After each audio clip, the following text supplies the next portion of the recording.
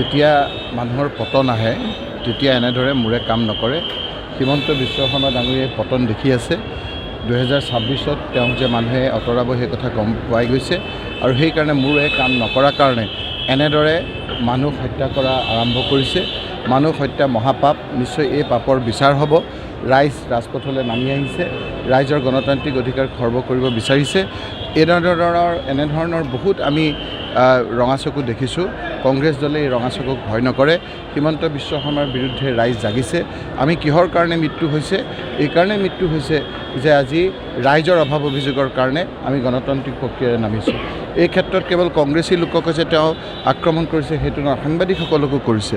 গতিকে তেওঁৰ এই ৰঙা চকুৰ আপোনাৰ মানুহে বেছি দিন নাই, তেওঁৰ অন্ত পৰিব।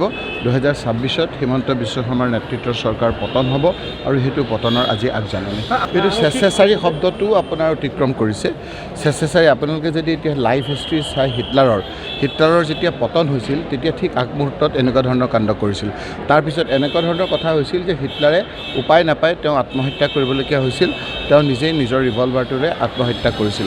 আজি হিমন্ত বিশ্ব শৰ্মাৰ যদি আপোনালোকে লাইফষ্টাইল চায়, সেই ধৰণৰ লাইফষ্টাইলৰ লগত হিটলাৰৰ লাইফষ্টাইল মিলে আৰু হিটলাৰৰ যিটো পতন হৈছিল, পতন ঠিক এনেধৰণৰ আগজাননী হৈছিল।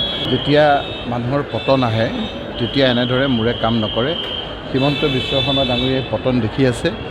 2026ত তেওঁক যে মানুহে আঁতৰাব সেই কথা গম পোৱাই গৈছে আৰু সেইকাৰণে মূৰে কাম নকৰাৰ কাৰণে এনেদৰে মানুহ হত্যা কৰা আৰম্ভ কৰিছে। মানুহ হত্যা মহাপাপ, নিশ্চয় এই পাপৰ বিচাৰ হ'ব। ৰাইজ ৰাজপথলৈ নামি আহিছে, ৰাইজৰ গণতান্ত্ৰিক অধিকাৰ খৰ্ব কৰিব বিচাৰিছে। এনেধৰণৰ বহুত আমি ৰঙা চকু দেখিছোঁ। কংগ্ৰেছ দলে এই ৰঙা চকুক ভয় নকৰে।